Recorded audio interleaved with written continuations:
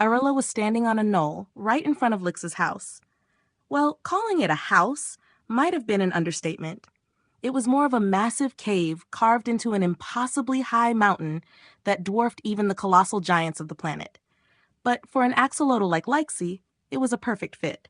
From her vantage point, Arilla could admire the garden sprawling out below, a vibrant patchwork of colors dotted with countless small glass-enclosed towns and communities. Today, however, the serene view had a curious new addition, a dark-skinned giantess lying sprawled in the garden, deep in slumber. Arilla chuckled softly. Lorraine, the sleeping giantess, had clearly exhausted herself. The nearby glass enclosures were fogged with steam from Lorraine's warm, perspiring body, a testament to how deeply she'd been resting. As the sun dipped lower on the horizon, casting an orange glow over the landscape, Arilla sighed wistfully. Her thoughts drifted. So much had happened in such a short time. Lixie's surprising forgiveness, Lorraine's gentle influence, and the growing complexity of her own feelings toward giants. She stared at the slumbering form of Lorraine, fondness tingling through her, even as questions she couldn't quite articulate swirled within her. With a resolute breath, Arilla turned away and made her way toward Lixie's dwelling. She didn't expect answers, not yet. She wasn't even sure what question she needed to ask. Stepping through the massive entrance, she wandered through the cool, cavernous corridors until a peculiar noise caught her attention. Voices, loud and unapologetic. Peering around a corner, Arilla spotted a group of teenage boys loitering in Lex's house. They were engrossed in a conversation that wasn't exactly subtle.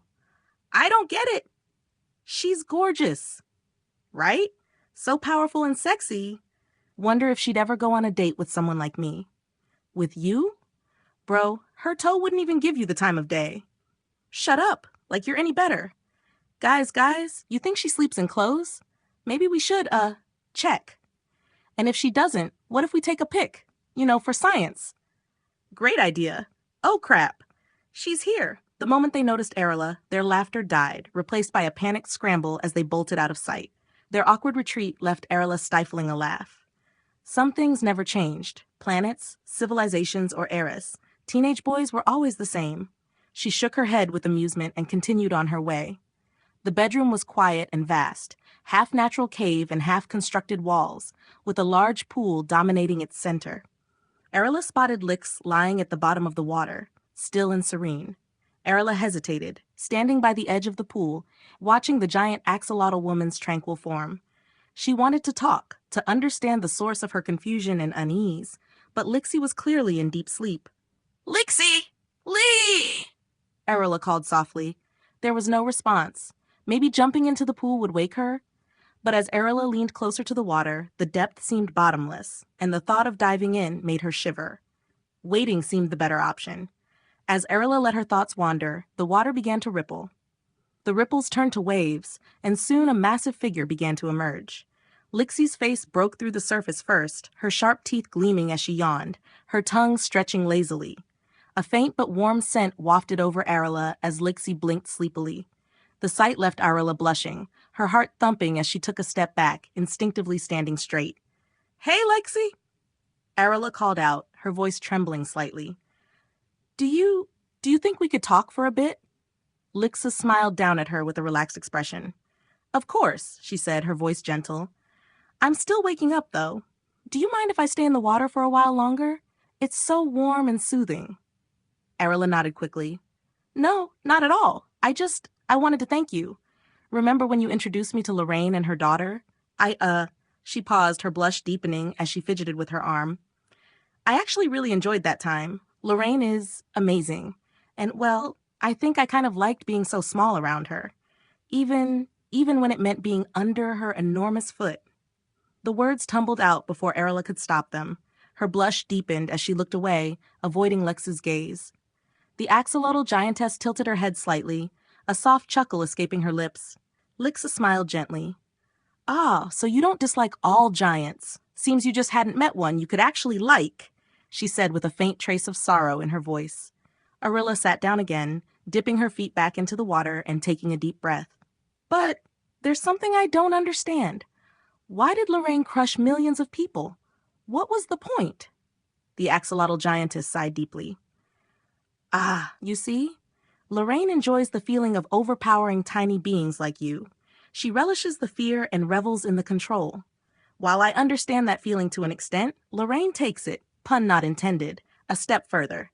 I don't agree with her methods, but since she brings the people back with her technology, I don't stop her. Lixie paused, her expression turning somber. Still, the trauma, or worse, that these people endure from experiencing such a slow, terrifying end, that's not something you can just undo. Erla shivered as she listened to the explanation. Even though the thought of it was horrifying, she tried her best to imagine herself in Lorraine's position, towering over millions, feeling their fear, knowing she could extinguish countless lives with just one step. It was terrifying, but also, she could almost understand the allure of that kind of power. Shaking her head to dispel the thought, Erla continued hesitantly. But didn't you want to kill Lorraine at one point? Lixie, please, be honest with me. Have you ever killed someone? The slight change in Lixie's expression was enough of an answer, though it wasn't the one Erla expected. Lixie nodded solemnly. Yes, there have been times when I had to, but believe me or not, I'm not proud of it. I always try to avoid taking lives or causing harm. However, if there's truly no other way to protect others, then I will do it. Her voice was firm yet tinged with sadness. She didn't shy away from Erla's gaze, feeling that the tiny girl deserved to know the truth. Erla nodded thoughtfully. I see, but you say you'd only do it when forced to. Have you ever, crushed people for fun? Her heartbeat quickened as she nervously asked the question. Lixie looked away for a moment, smiling somberly, before meeting Erla's eyes again. I'll admit, I like feeling powerful, and crushing sentient beings like tiny humans is, well, it's one of the most extreme expressions of power there is. So I can understand Lorraine's and even Gulson's desire to indulge in it. It's a rush of power unlike anything else. Arilla gulped nervously, but Lix wasn't finished. That said, I'm a deeply empathetic being. That's why I spared you back then. I don't enjoy crushing people to death, even if I could bring them back. I'd much rather prevent death altogether than have to reverse it. Those words brought a sense of calm to Arilla.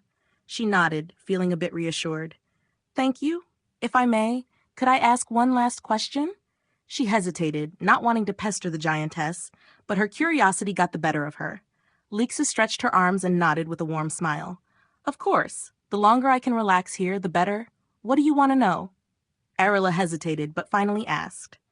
You fought against Lorraine when she killed all those people, but how was it with Gulson? Was it different? And if so, why? Lyxe giggled softly and smiled. Gulson genuinely looked regretful. You could see the sadness and remorse in her face. I could tell she wasn't a bad person. She just had a lot of anger and frustration she needed to release. Lorraine, on the other hand, her expression darkened slightly.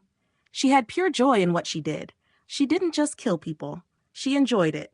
And that brought back some very unpleasant memories for me. Erilla's curiosity deepened, and Lixie seemed to notice. Before Erla could ask anything further, Lyxe continued.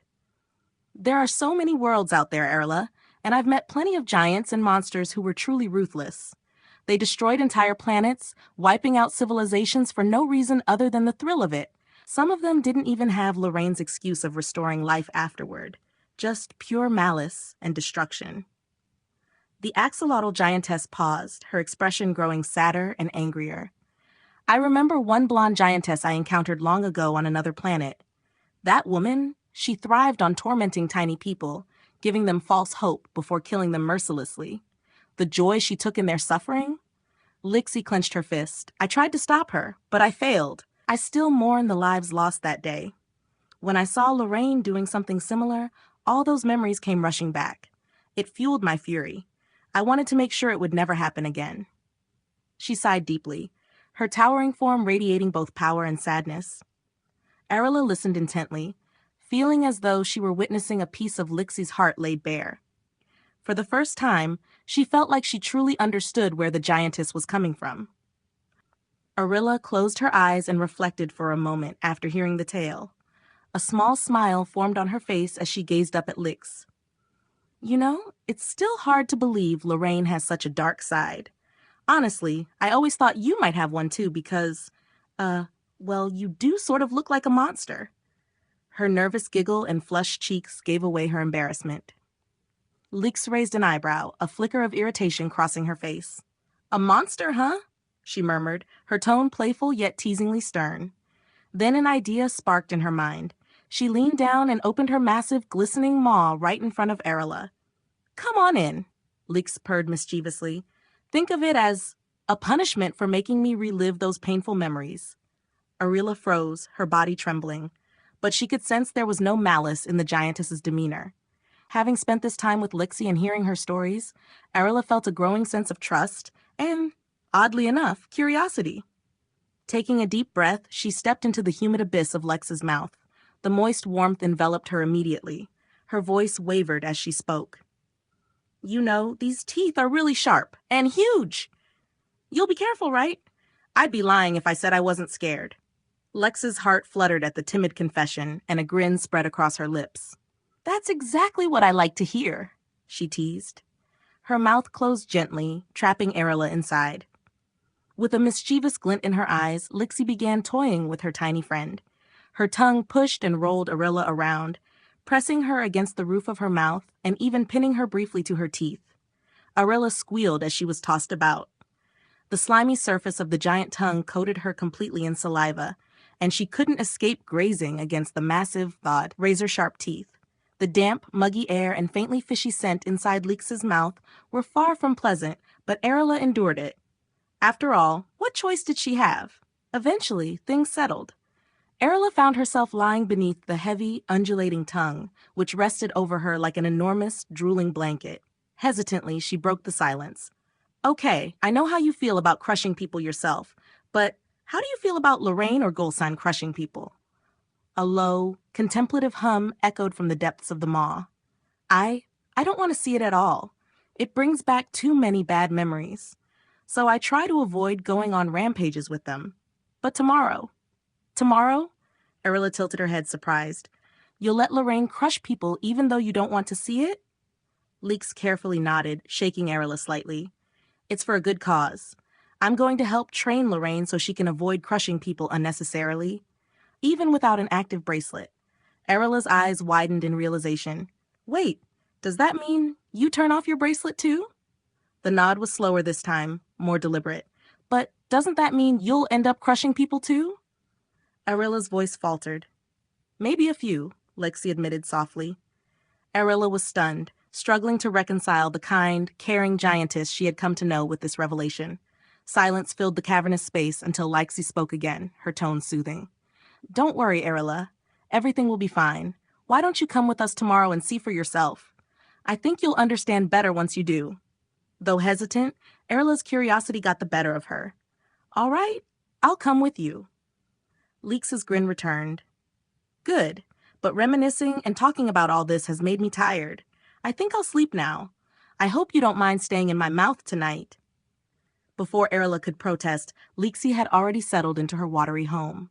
Her eyes closed, and her breathing slowed as she drifted off. Left with no alternative, Aurilla nestled herself between Lyxe's towering teeth and tried to get comfortable in the damp environment. Despite everything, she found a strange sense of peace and soon drifted off as well. The night passed uneventfully, well, as uneventfully as sleeping in a giant's mouth could be. Aurilla stirred early, still feeling damp and cramped. She called out, trying to wake Lyxe. "Hey, rise and shine, Lyxe. It's morning already," she called, poking the giant tongue to emphasize her point. Lyxe stirred with a sleepy groan, stretching as she slowly emerged from her home. Good morning," she yawned. Her voice rumbled around Aurilla. "You're not leaving just yet. Let's go meet Lorraine."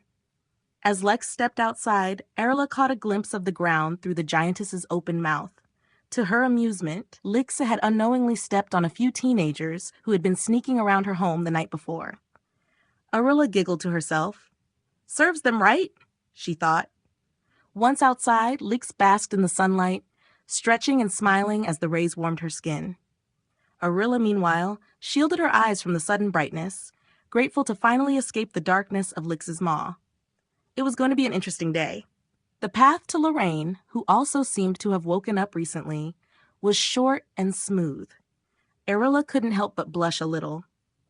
It had taken her quite a while to reach Lix's place from the garden earlier, so she was quietly grateful that Lixie hadn't made her walk back alone this time. Lixie waved cheerfully and called out, "Hey, Lorraine!"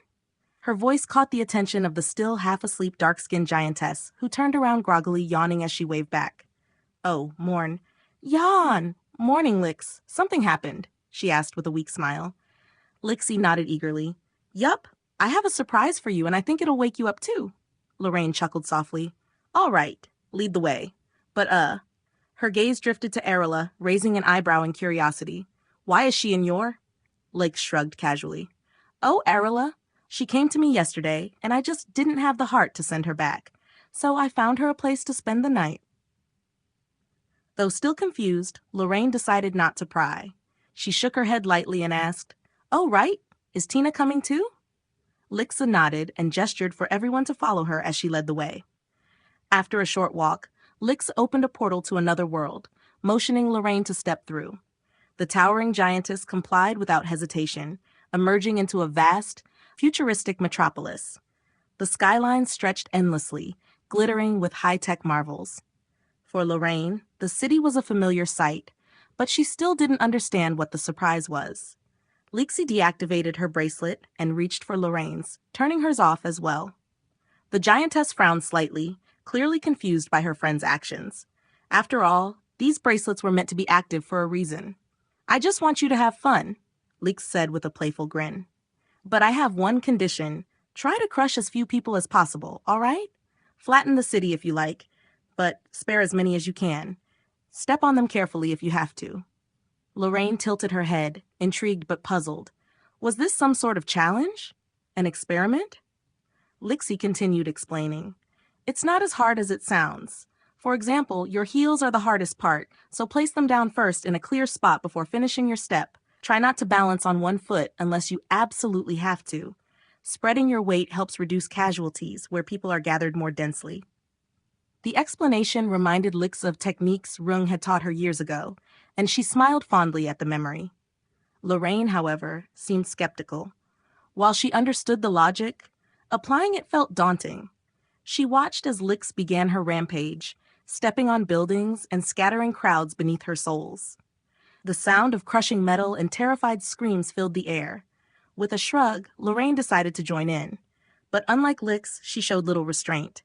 Her steps were deliberate and merciless, flattening anyone in her path. She seemed to thrive on the power and fear, savoring each moment as she made sure no one escaped her steps alive. Tina, perched on Lex's shoulder, couldn't contain her excitement. "Hey, could you give me a better view? You know, the anklet." Her innocent tone masked the thrill in her voice. Lorraine paused her destruction, a mischievous smile forming. Though she didn't want to step on her daughter, the idea of having her as a living anklet ornament was undeniably amusing. Meanwhile, Arilla hesitated before nervously calling out, "El Lyxe? See, could you do the same as Lorraine? I've always enjoyed climbing giants, and I think it could be nice. Plus, I'd get to see if you're really sparing people like you said." Lyxe found Arilla's suggestion adorable and nodded. She turned to Lorraine. "Hey, how did you know?" She gestured toward Lorraine's ankle, mimicking the shape of the anklet.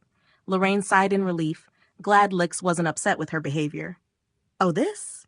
She lifted her leg slightly to show a custom-designed anklet, complete with tiny, secured brackets to keep people safe. "Here, let me help you put one on." Lorraine guided Lyxe through the process, securing Arilla in place. Soon, Arilla found herself dangling from the golden anklet, safely nestled beside Lixie's towering foot. She could now witness every moment of the giantess's rampage up close. Arilla's cheeks flushed as she looked up at Lorraine, feeling oddly thrilled. Being Lixie's anklet ornament wasn't what she'd expected, but it felt strangely rewarding. The Arilla of the past would have seen this as a punishment. But now, it felt like proof of how far their friendship had come. She no longer feared giants. In fact, she felt honored to be part of their world. As the two giantesses resumed their rampage, flattening the metropolis beneath their feet, Arilla couldn't help but smile. The chaos, the destruction, and the sense of camaraderie among them, it was a surreal yet exhilarating experience. Arilla watched with growing fascination as Lixie's steps descended onto the traffic and crowds below. It was only now that she truly grasped the words Lyxe had spoken the night before. Despite the size, weight, and pressure of her colossal feet, most of the people beneath her survived. Of course, some were crushed into pulp, but if Arla had to estimate, for every person who perished, tens, if not hundreds, managed to endure. Strange as it was to consider, Arla found herself thinking it was a fair trade-off. In this way, Lixie could revel in the sensation of power and the chaos of her rampage while still ensuring the survival of the majority. Arla couldn't help but feel a grudging admiration. Step by step and conversation by conversation, she was beginning to see Lyxe in a completely different light. The supposed monster was far more thoughtful than she had assumed. Yet, the more Arla understood this, the more she regretted her impulsive actions in the past.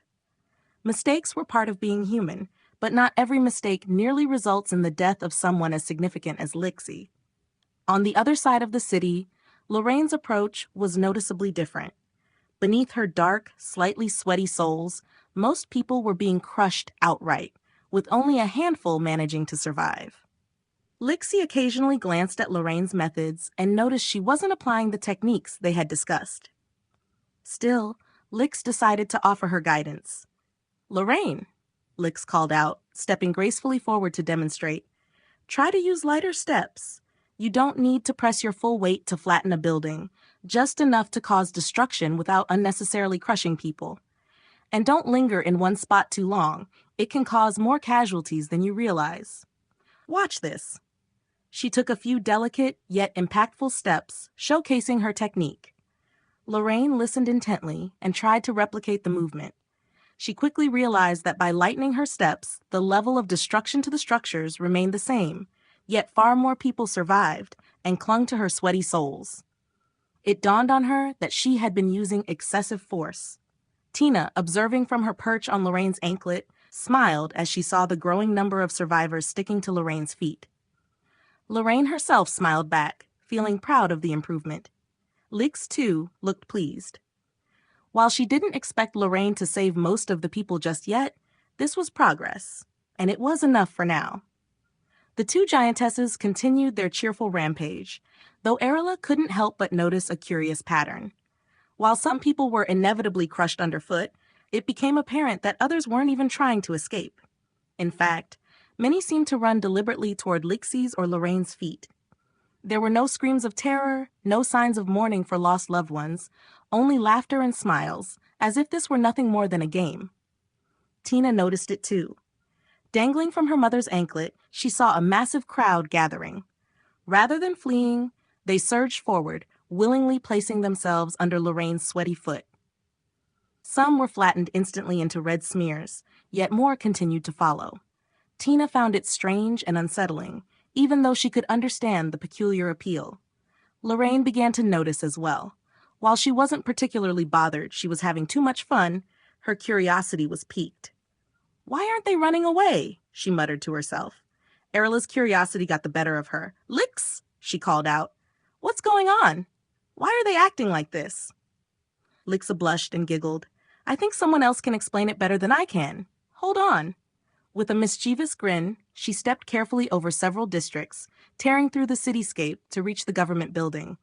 Ripping off its rooftop, she plucked out the city's Empress. Carrying her back to Lorraine, Lyxe gently set the woman down. The Empress dusted herself off, smiled brightly, and gave a courteous bow. "Welcome. My name is Lixie and Aura, Empress of the Eternal Empire. Please, no need for formality. Any friend of Lyxe is a friend of ours." Lorraine, Tina, and Arla exchanged confused glances as Lixie continued. "Our planet has adored Kaijus for generations, our ancestors, our families, and now us. When Lyxe arrived here months ago, we saw no reason to resist. Fighting her would have been futile anyway, so we welcomed her instead." The pieces began to fall into place, but Lixie wasn't finished. "For centuries, we've been free of disease, and our technology has made death a temporary inconvenience. Some of our citizens seek thrills, even death experiences. It may sound strange, but they cherish these encounters. And as for why they run toward your feet, Miss Lorraine?" Lixie smiled warmly. "Our technology restores them automatically, just as it repairs the city. It's all part of our culture, a celebration of destruction and rebirth." As Lixie caught her breath, Lixie chuckled and continued explaining.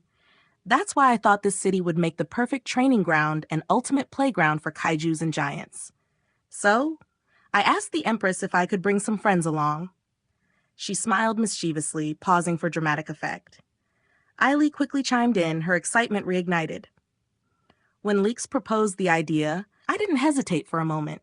I was thrilled, proud even, that my city, my precious empire, could host her and her giant friends. With our advanced technology, it was a no-brainer to let our city become a rampaging playground. She giggled, her joy palpable. And don't worry, the citizens absolutely loved the idea. The thrill of being stepped on or crushed, it became a perfect arrangement for everyone. Besides, Lixie has been incredibly generous, providing us with the energy crystals our planet so desperately needs. Letting her have her fun here feels like the least we can do. Ailey bowed again, signaling she had finished. Lorraine, crossing her arms, pouted playfully. You know, you could have told me all of this earlier. Her mock annoyance quickly melted into a smile. But I'll admit it was exciting. Trying not to crush anyone was more thrilling than I expected. And I think I actually got better at it. So, thank you, Lyxe. And you too, Empress. Eileen beamed. I'm so glad to hear that. It's not just fun for you, but for my citizens too. They enjoy the adrenaline rush of pretending to be terrified. Although, she winked, sometimes their excitement gets the better of them. She clapped her hands together suddenly. Oh, I almost forgot. I have a gift for both of you. Would you mind taking a walk behind the city center?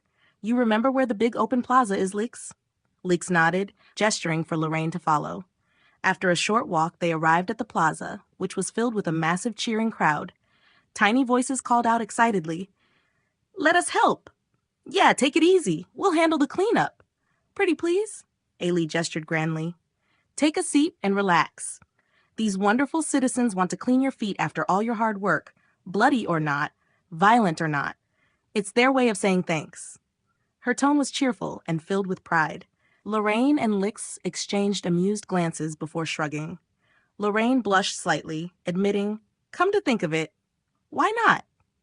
Before they could settle in, Tina and Arella shouted in unison, Hey, we want to help too. The giantesses looked at the two tiny skeptically. Are you sure? They asked in unison. Arella and Tina responded with eager nods. With a bit of assistance, the two tiny girls joined the crowd, who welcomed them with open arms and excited chatter. The giantesses finally sat down amidst the rubble, stretching their colossal feet forward and positioning their soles for easy access. The crowd split into groups, each assigned to a foot. They began meticulously cleaning, removing debris, and clearing away any remains. Crushed individuals were respectfully handled and restored to life using the planet's advanced technology. Those brought back joined the cleanup with enthusiasm, adding to the cheerful atmosphere. Arella was initially hesitant, especially as she removed a crushed figure from Lixie's foot. However, she noticed something heartwarming. Despite being a red-paced moments ago, the restored individuals hugged and thanked her, eager to assist. Lyxe blushed faintly, watching Arella's determined effort. Meanwhile, Lorraine's feet required significantly more work, given the number of people caught under her relentless steps. Seeing the disparity, many moved over from Lixie's foot to help tackle Lorraine's. The dark-skinned giantess laughed awkwardly, admitting, Guess I went a little overboard. As the cleaning continued, Lyxe turned to Lorraine with a thoughtful look. Hey, want to team up in the future? I mean, for missions where one giant might not be enough? Her tone was light, almost teasing. Lorraine frowned slightly, considering the offer. I'd love to, but she smirked mischievously. I'd hate to have to change my style, you know what I mean. It was clear that Lixie wasn't entirely pleased, but the dark-skinned giantess continued with a smile. Now that I've learned how to try and keep most people safe, I'll focus on improving. I know I can't avoid stepping on someone 100% of the time, but when it happens, I can always restore them, right? Before Lyxe could respond, the Empress climbed onto a nearby building and spoke through a megaphone, her regal voice booming. Attention! Attention! The giantesses and the massive crowd of citizens turned their gaze toward the Empress, who had data in hand. She cleared her throat with a mischievous grin. Lyxe stepped on. 110,942 people. Out of those, Only 65 were injured, and 21 were completely flattened. An exceptionally gentle score. Lorraine, on the other hand, stepped on 88,428 people. Out of them, 9,661 were injured, and 908 were completely crushed. She laughed lightly, and cheers erupted from the crowd. Lorraine's cheeks flushed, her dark skin glowing with embarrassment as she turned to Lyxe. I promise, I'll really try to do better. But be honest, it's not a bad result for my first time, is it? Her tone was hopeful, and despite herself, she seemed proud of her effort. Lyxe sighed but offered a small smile. All right.